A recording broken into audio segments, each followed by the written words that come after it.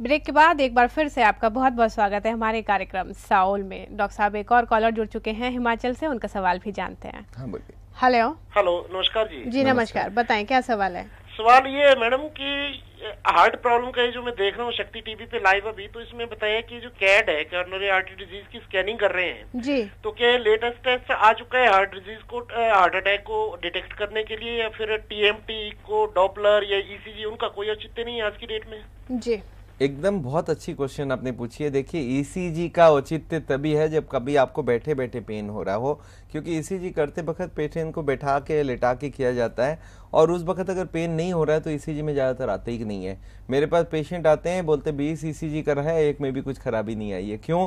क्योंकि उस वक्त लेटा रहता है। मैं बोला आपको दर्द कब होती है? बोलते चलते वक्त दर्द होती है।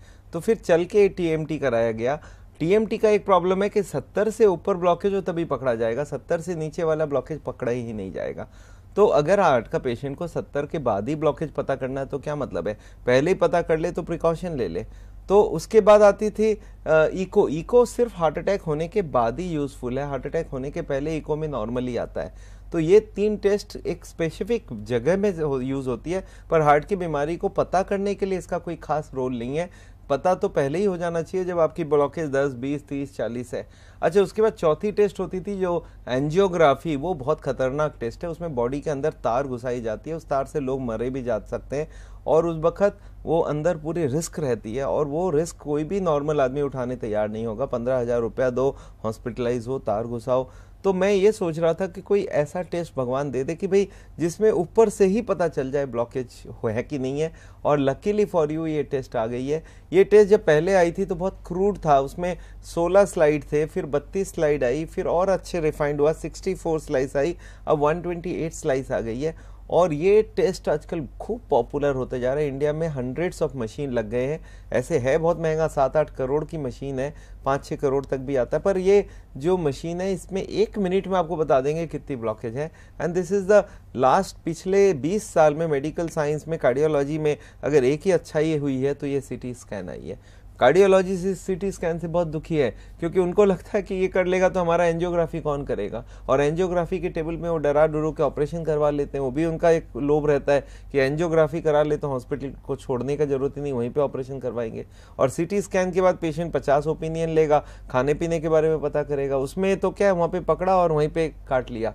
तो ये एक प्रॉब्लम है। सिटी कोरोनरी स्कैन इतनी अच्छी टेस्ट है, कार्डियोलॉजिस्ट ज़्यादातर यूज़ नहीं करना चाहते हैं बिकॉज वो एंजियोग्राफी को यूज़ करके ऑपरेशन की तरफ पेशेंट को ले जाना चाहते हैं। बिल्कुल दर्शकों, जैसे कि डॉक्टर साहब ने बहुत ही अच्छे से और डिटेल में बताया है कि किस टेस्ट का क्या इंपॉर्टेंस है, कब उसको यूज़ करना चाहिए। तो आप खुद डिसाइड करें कि आपको प्रॉब्लम तब जाननी है जब वो 70-80% हो जाए, या आपको तब जानना है जब वो 10 या 20% में हो और उसको पहले से ही प्रिकॉशन लेके जल्दी ठीक किया जा सकता है। डॉक्टर साहब अगले कॉलर हैं जम्मू एंड कश्मीर से, जानते हैं सवाल। हेलो। हेलो, नमस्कार जी नमस्कार, बताएं शकील जी क्या सवाल है। सर, अर्ज है कि मुझे 86 में अटैक हुआ था ऑफिस में जी। तो उसके बाद मैंने मतलब वो टीएमटी टेस्ट जम्मू में करवाया था जी। तो उसमें वो नॉर्मल आया था। जी। इको कराया था क्या? जी, टीएमटी टेस्ट करवाया था सर। हाँ, इको कराया नहीं था उस वक्त? नहीं, इको नहीं सर कराया। अच्छा, तो ये मतलब अब कैसे हैं आप? अब आपको घूमने फिरने में कोई दिक्कत है क्या? घूमने में ये है सर, जब कहीं गाड़ी में बैठते हैं या शोर होता है या किसी वक्त अकेलापन होता है, उस वक्त ऐसे मतलब मुझे घबराहट सी हो जाती है, मतलब ऐसे कि मैं कहीं मतलब गिर जाऊंगा या ऐसी घबराहट होती है। तो बस मतलब देखिए, आपके लिए जो टेस्ट होनी चाहिए, पहले तो एक इकोकार्डियोग्राफी कराइए कि उस वक्त हार्ट अटैक में कितना एरिया डैमेज्ड हुआ है, और दूसरी अगर आपको इस तरह की दिक्कत है तो आपको एक सिटी कोरोनरी स्कैन करा के देखना चाहिए ब्लॉकेज का हलचल क्या है। अगर ये दोनों टेस्ट आपका करीब करीब, और अगर चाहेंगे तो एक लिपिड प्रोफाइल, बहुत महंगा होता नहीं है, 400-500 रुपये की चीज़ होती है, वो 3 टेस्ट आप करवा लीजिए तो आपकी हम पूरी की पूरी अंदर से सब चीज़ समझ जाएंगे, हार्ट का हलचल क्या है, आगे की फ्यूचर प्रिडिक्शन भी मैं आपको करवा दूंगा। जी। डॉक्टर साहब हरियाणा से अगले कॉलर। हेलो। हेलो। हेलो, बताएं जगदीश जी क्या सवाल है। हाँ जी, नमस्कार मैडम। जी नमस्कार। क्या मैं डॉक्टर साहब से बात? हाँ, मैं बोल रहा हूँ, बताइए आप। सर, आपका हरियाणा में कहाँ पर है सेंटर सर, जहाँ पे हम आपसे मिल सके? रोहतक में, हरियाणा में रोहतक में हमारा सेंटर है, और वैसे दिल्ली में सेंटर है, तो हरियाणा वाले या तो रोहतक आ जाएं, या रोहतक हम लोग महीने में 2 महीने में एक बार जाते ही हैं, और अगर हरियाणा में आप दिल्ली के आसपास हैं तो दिल्ली आके भी मिल सकते हैं। जी डॉक्टर साहब, जैसे लगातार हम पास कॉल आ रहे हैं कि लोगों ने हार्ट अटैक हुआ है, बाईपास भी कराया है, एंजियोप्लास्टी भी कराया है, लेकिन उनको प्रॉब्लम लगातार बनी हुई है, वो प्रॉब्लम उनकी सॉल्व नहीं हुई है। आप क्या सजेस्ट करते हैं, क्या करना चाहिए पेशेंट्स को? देखिए, पेशेंट्स को बाईपास सर्जरी, एंजियोप्लास्टी के तो मैं खिलाफ हूँ, वो दोनों मैं चाहता ही नहीं हूँ, पर मैं पेशेंट से ये चाहता हूँ कि वो अपना लाइफस्टाइल को बदले, जो ब्लॉकेज का असली कारण है उनको हटाएं, और उसमें 2 मेजर कारण है, एक है कोलेस्टेरॉल, एक है ट्राइग्लिसराइड। यही दोनों आइटम अंदर जा जा के जम रही है, इन दोनों को बंद करवाना होगा। खाने में कोलेस्ट्रॉल को आना बंद करना है, उसके लिए नॉन वेजिटेरियन फूड बंद होगा, दूध और डेयरी प्रोडक्ट सारा कम होना चाहिए, और 0 ऑयल का खाना बनना चाहिए, 35 मिनट्स वॉक करना चाहिए, योगा करना चाहिए, मेडिटेशन करना चाहिए। उनको दवाइयाँ लेनी चाहिए, जो दवाइयाँ से आपकी एंजाइना कम हो जाए, जो दवाई से ब्लड पतला हो जाए। अगर ब्लड प्रेशर या शुगर ज़्यादा है उसको कम कर लें, कोलेस्ट्रॉल और ट्राइग्लिसराइड ज़्यादा है उसको कम कर लें। हमारी एक सेफ्टी सर्कल करके एक पेज है, अगर कोई को भी चाहते हैं कि भाई साहब मेरा हार्ट अटैक ना हो, उसका क्या बंदोबस्त है, तो हमारे वहाँ से आप ईमेल करके या हमारे वहाँ से आप फ़ोन करके आप वो लिखिए, तो हम आपको सेफ्टी सर्कल एक भेजेंगे। वो सर्कल को अगर आप फिलअप करते हैं तो हार्ट अटैक नहीं हो, उसका पूरा बंदोबस्त हो जाएगा। और उसको अगर आप ग्रीन जोन में रख सकते हैं तो हार्ट के लिए एकदम 100% सेफ है। तो आप हमारे यहाँ फ़ोन करके ये सेफ्टी सर्कल ज़रूर मंगाइए, इट्स फ्री ऑफ कॉस्ट, आपको हम भेज देंगे और आपको उससे ये क्लियर हो जाएगा कि आगे करना क्या है।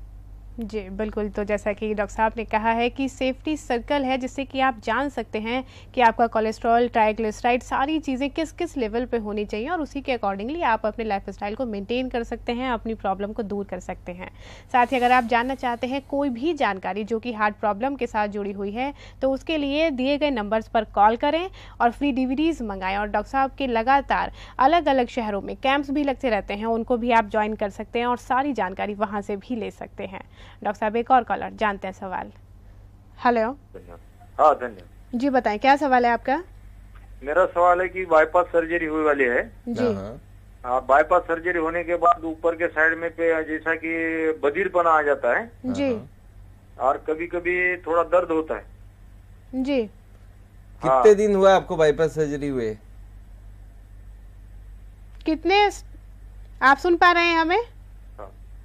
कितना वक्त हो गया है आपकी बाईपास सर्जरी को? 1.5 साल हो गया। 1.5 साल हो गया जी।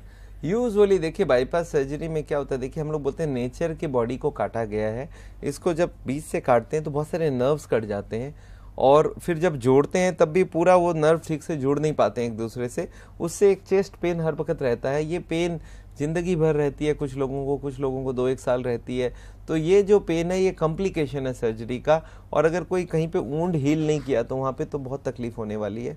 तो इसलिए हम लोगों को बोलते हैं एक बीमारी को सॉल्व करने जाके दूसरे प्रॉब्लम्स आपके पास आ गए, ये नहीं होना चाहिए। मेरे पास एक पेशेंट उस दिन बहुत रोया, बोला सर ऑपरेशन करके 7-8 साल हो गए, कंटिन्यूअस मेरे यहाँ पे छाती में पेन है, और डॉक्टर बोलते हैं ये हार्ट का पेन नहीं है, ये चेस्ट का पेन है, क्योंकि ऑपरेशन के वक्त हम लोगों ने नर्व काटे थे, उससे पेन है। जो एक ट्यूब काट के रख लिया था पैर से, यहाँ से लगा के हार्ट में लगा दिया, उस जगह में पेन है। तो ये बहुत कॉमन सा प्रॉब्लम है बाईपास सर्जरी, इसलिए मैं चाहता ही नहीं हूँ। इनफैक्ट धीरे धीरे बाईपास सर्जरी का नंबर इंडिया में कम होता जा रहा है। जी डॉक्टर साहब, एक बार फिर आपका बहुत बहुत शुक्रिया सारी जानकारी के लिए। Thank you. दर्शकों, जैसा कि डॉक्टर साहब लगातार बताते हैं कि सर्जरी के सिर्फ और सिर्फ साइड इफेक्ट हैं, प्रॉब्लम लगातार बनी हुई है। खुद ही आप कॉल करके हमें बता रहे हैं कि सर्जरी होने के बाद भी पेन आपको बना हुआ है, तो ज़रूरत है कि सर्जरी ना कराएं। अगर हार्ट प्रॉब्लम है तो लाइफस्टाइल को मेंटेन करें, साउल को फॉलो करें और अपनी प्रॉब्लम को दूर करें। आज के लिए कार्यक्रम में बस इतना ही, दीजिए आज्ञा, नमस्कार।